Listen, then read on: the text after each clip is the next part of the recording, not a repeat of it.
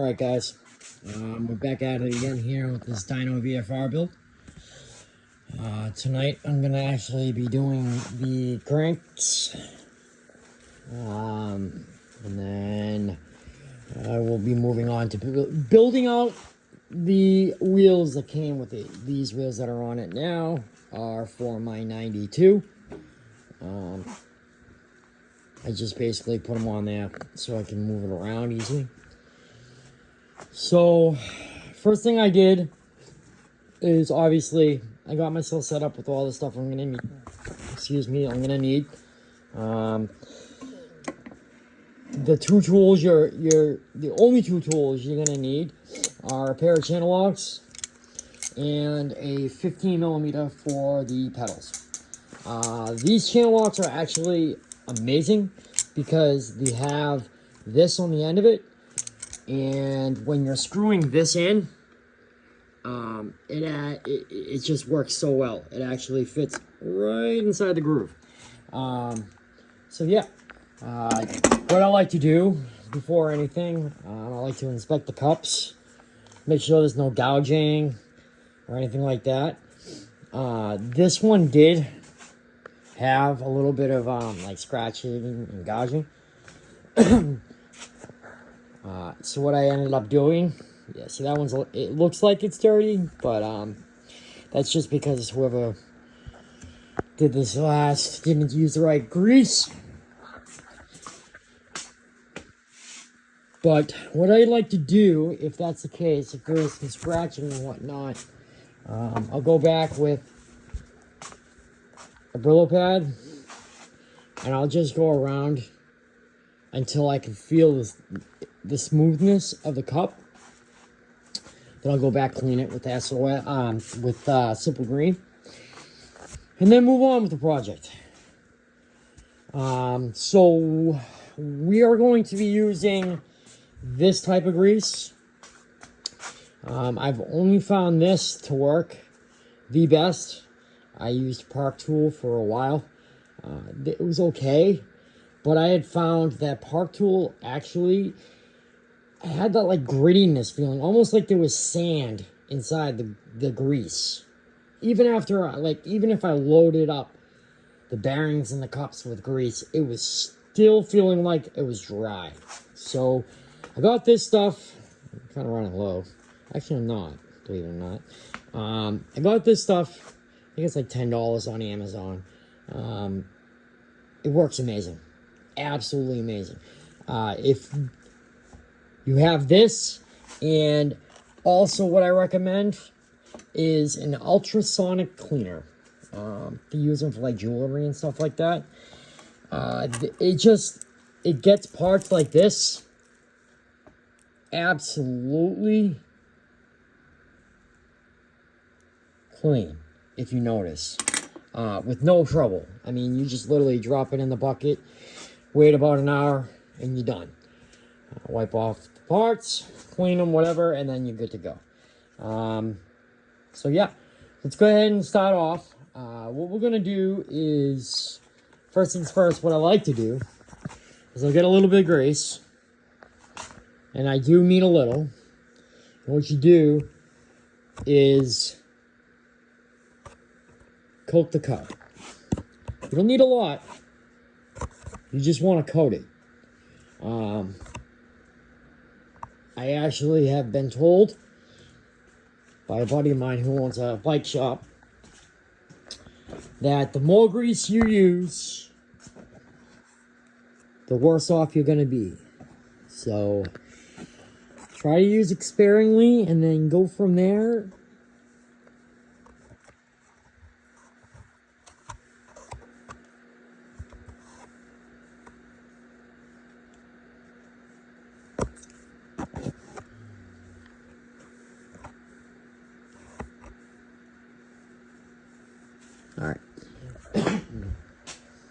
All right. So now that we have the cups pretty much greased, what I'll do is now, so this is the way I was taught back when I took auto repair in school. You want to take your bearing. Now, normally try to do this with a phone in my hand, but normally you would have a tub that this would sit in, and you would cup it in your hand. You get like a dollop or something in your hand, and you would just work it in. Unfortunately, I don't have that luxury. So what I'm gonna do is, hold on one second.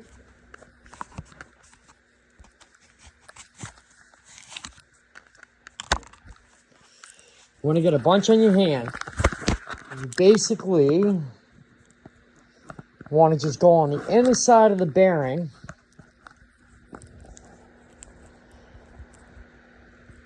and stuff as much grease as you can inside the race.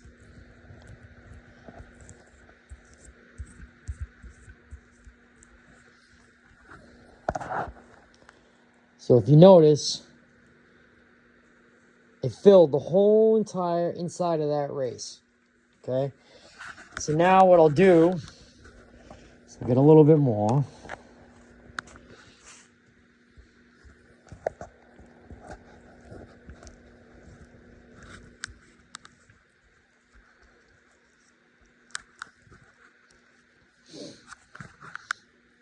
Now, that's probably a little bit too much, but I'm going to actually, it's probably mostly going to come off when I'm fighting it and fighting the crank end. So what I'll do, so it doesn't get dirty while I'm working on the rest of the stuff, I'll actually stick it inside the cup for now so it doesn't go anywhere.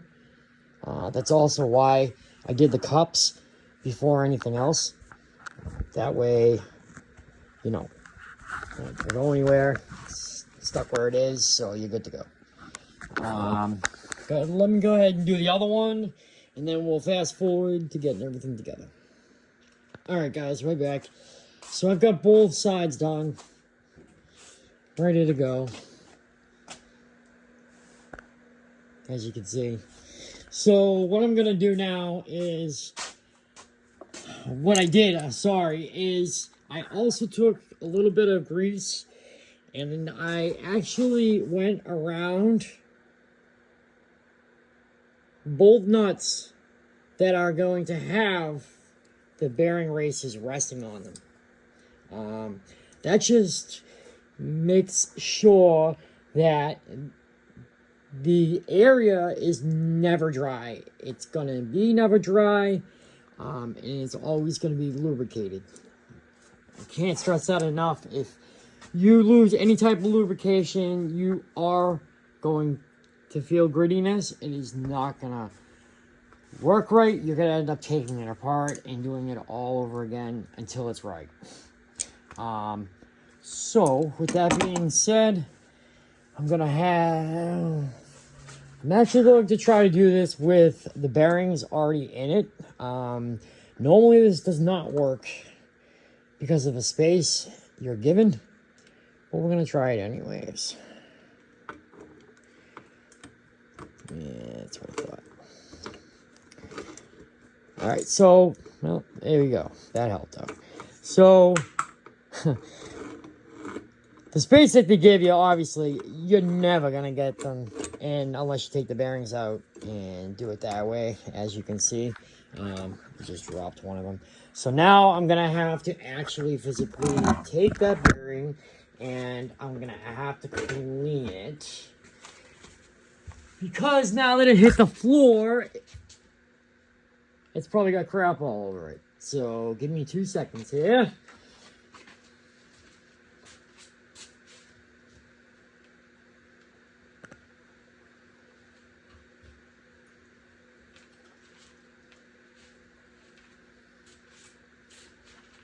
Alright.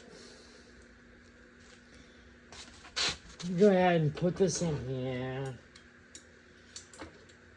and get it started.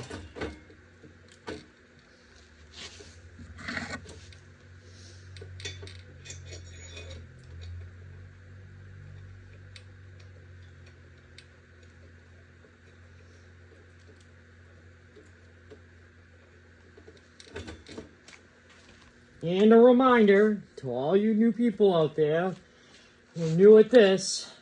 Left-handed threads. Left to tighten, right to loosen. Obviously. And this is because, why? Yes, because when you pedal the other way, it's going to always unscrew itself. So, now that we have the nut started,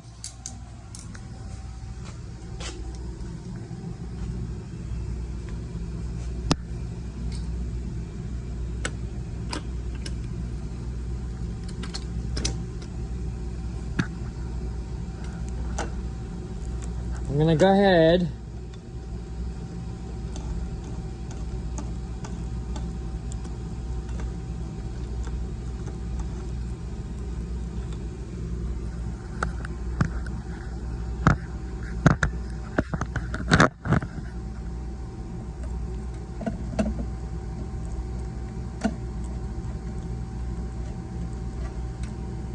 tighten this up pretty much to the point where it's good.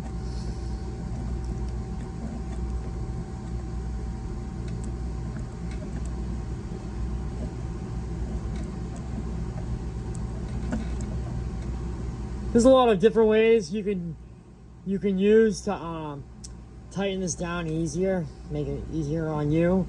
One way is like holding the nut in place and then spinning your sprocket upward. That usually works. Downward. That usually works. I like to use my pliers, my nifty pliers here, and I like to just take this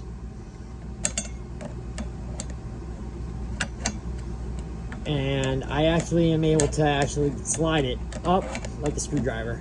That's why they're kind of cool, because they act as a screwdriver as well as a plier. So anyways, let's go ahead and get this all the way in there.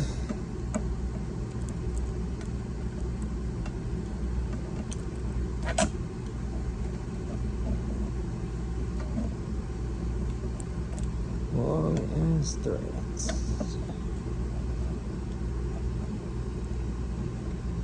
Alright guys, so I'm pretty much there.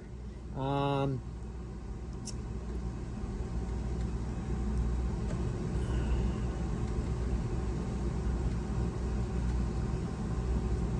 nut is going to actually tell you when it's ready. It'll actually feel like it's bottoming out.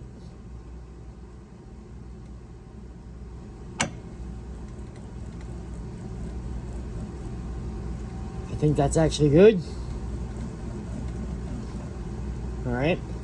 I like to give it a little bit of a pull in and out, and side to side, just to make sure everything's gravy.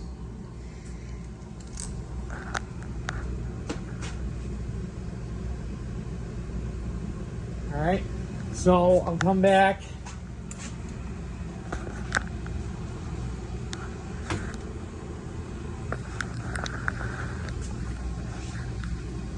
A little bit better of a view. So, obviously I got a lot of grease on here.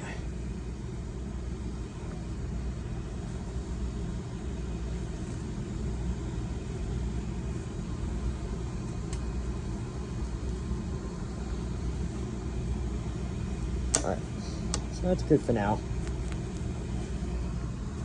So as you can see, I mean, it's pretty much sitting flush. All right. If anything, I like to have it a tiny bit looser than it's supposed to be. And the reasoning, because when you tighten down this, that little bit that you left loose will make it snug.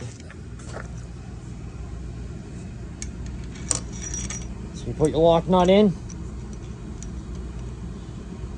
There's two different washers. Obviously, the lock nut's the one with the groove in it. That fits. Let's see if I can find it for you. There it is. That fits in that groove right there. And there's another washer that's just the washer that acts as a spacer for over there. So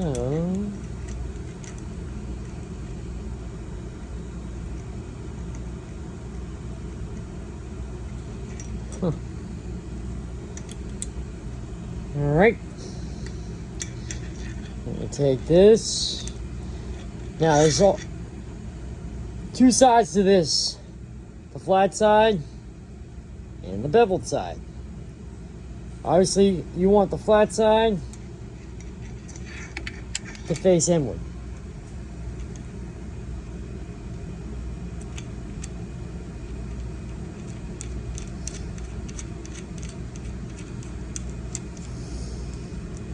All right, so now that we've got a hand tightened, I'm just gonna go back.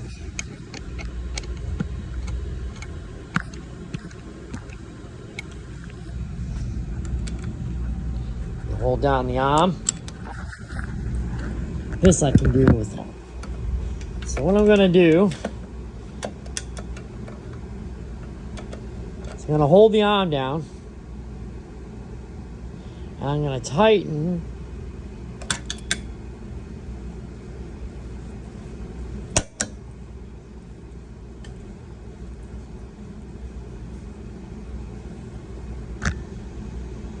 all right. Now that everything's in, you listen. No grinding. Silent. And that's what you want.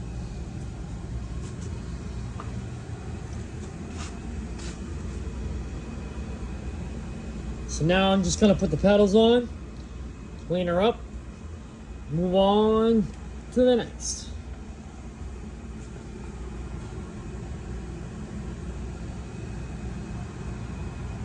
Next time, what we'll be doing is chrome, treating it, cleaning it, polishing it, just the basics. Any questions, feel free to ask. Thanks for watching.